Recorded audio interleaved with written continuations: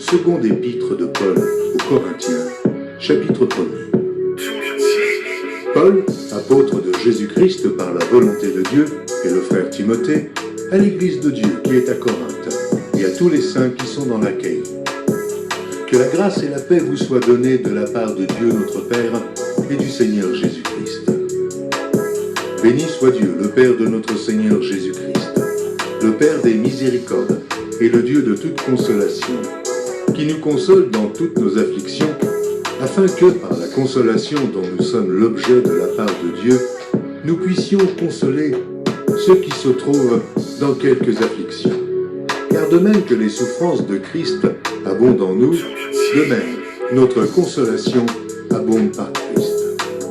Si nous sommes affligés, c'est pour votre consolation et pour votre salut.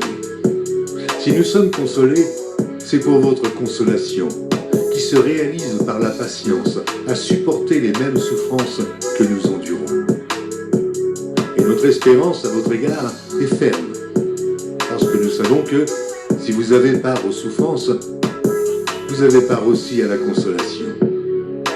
Nous ne voulons pas, en effet, vous laisser ignorer, frères, au sujet de la tribulation qui nous est survenue en Asie, que nous avons été excessivement accablés au-delà de nos forces, de telle sorte que nous désespérions même de conserver la vie. Et nous regardions comme certains notre arrêt de mort, afin de ne pas placer notre confiance en nous-mêmes, mais de la placer en Dieu, qui ressuscite les morts.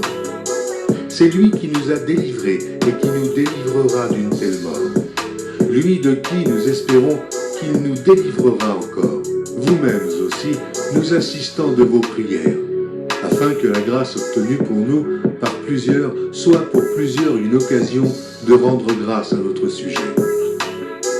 Car ce qui fait notre gloire, c'est ce témoignage de notre conscience, que nous nous sommes conduits dans le monde, et surtout à votre égard, avec sainteté et pureté devant Dieu. Non point avec une sagesse charnelle, mais avec la grâce de Dieu. Nous ne vous écrivons pas autre chose que ce que vous lisez et ce que vous reconnaissez. Et j'espère que vous le reconnaîtrez jusqu'à la fin. Comme vous avez déjà reconnu, en partie, que nous sommes votre gloire, de même que vous serez aussi la nôtre au jour du Seigneur Jésus. Dans cette persuasion, je voulais aller d'abord vers vous, afin que vous eussiez une double grâce. Je voulais passer chez vous pour me rendre en Macédoine, puis revenir de la Macédoine chez vous, et vous m'auriez fait accompagner en Judée. Est-ce que, en voulant cela, j'ai donc usé de légèreté, ou bien mes résolutions sont-elles des résolutions selon la chair, de sorte qu'il y ait en moi le oui et le non. Aussi vrai que Dieu est fidèle, la parole que nous vous avons adressée n'a pas été oui et non. Car le Fils de Dieu, Jésus-Christ, qui a été prêché par nous, au milieu de vous par moi, et par Sylvain, et par Timothée, n'a pas été oui et non, mais c'est oui qui a été en lui. Car pour ce qui concerne toutes les promesses de Dieu, c'est en lui qu'est le oui. C'est pourquoi encore l'amen par lui est prononcé par nous à la gloire de Dieu.